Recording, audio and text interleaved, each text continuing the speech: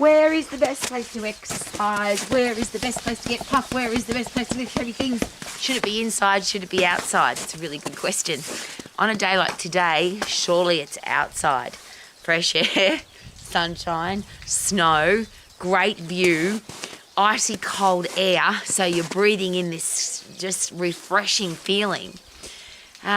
There is an excuse, though, that people would say, well, I don't have any snow to exercise in, or I don't have an outdoor training area, or I don't have a mountain to look at when I'm training, so I shouldn't train, or I don't have a gym to go to, or I don't have enough money to go to the gym, and surely they all sound like excuses. So here's a great thing to consider. Obviously, this training area has been specifically designed. We bought this property because we wanted to have great views, we wanted to have fresh air and sunshine and be out in the middle of nowhere.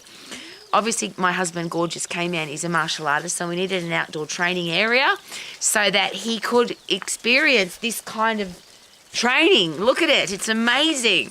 But isn't it interesting that people come up with excuses for not exercising? So, yes, this is beautiful, and we've designed this place to exercise in. But I've also exercised in some horrible places. I've exercised, here's a classic. I lived in Europe for a little while. I remember running up and down a parking spot because I had to exercise.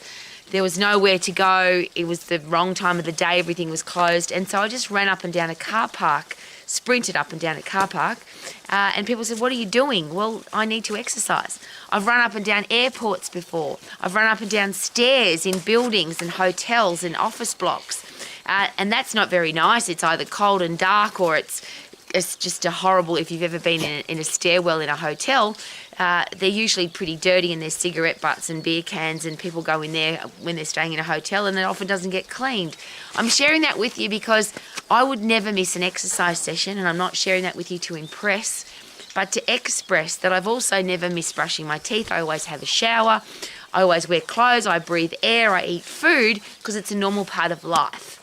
But isn't it interesting that people always find a reason to eat? People always find a way to put clothes on or have a shower, but exercise seems to go at the bottom of the list. Now, I can't live like that, because for me, I personally would rather miss a shower or miss a meal than to miss an exercise session, because there's some pretty major benefits to exercise. But when you add in fresh air, sunshine, getting puffed, lifting heavy in a place like this, it just makes for a very magical day.